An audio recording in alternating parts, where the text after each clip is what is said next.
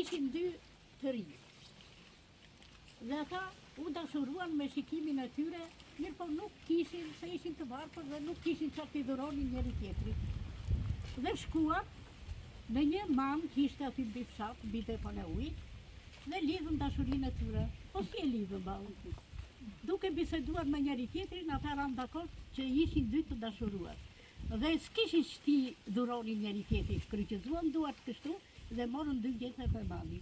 Djali ja dhurovi vajzës dhe vajza ja dhurovi djalit. U përqafuan dhe u lidh dashuria midis dy të rinjve. Duke ikur, këndonin edhe një këngë dhe u dëgjua një këngë.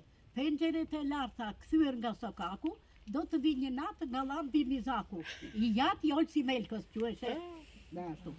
Penxheret e ulta kthyer nga lumi, do të vi një natë nga sotir bambulli. Ka qenë arsimtar dhe i jati tia ka qenë me kishat. Dhe kur u mbyllën kishat, ky i japi kishat për herë të parë mbasi u mbyllën.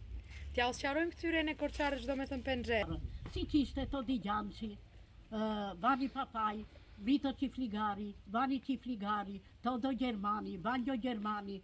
Ata rinin në përsofatet e shtëpisë dhe këndonin, sepse s'kishin që të benin, të rinj ishin, vinin nga puna në buqësi që benin dhe këndonin. Vasilike bukur, dil moj në dritare, dil moj dil se më lojte nga mend të fare. Në porta, se na qeshin bota. Dhe kjo je onte në të rinj të babashtarë. Dhe pastaj, kujt ja bëj një atonaze, ja bëj djalit me çafraze. Babashtare bukur sa e mirë je, shko nga Drenova, se atje e ke. Do të thënë, i tregonte dhe Drenovën për të shkuar dhe të gjetur një shok tjetër. Fantastike.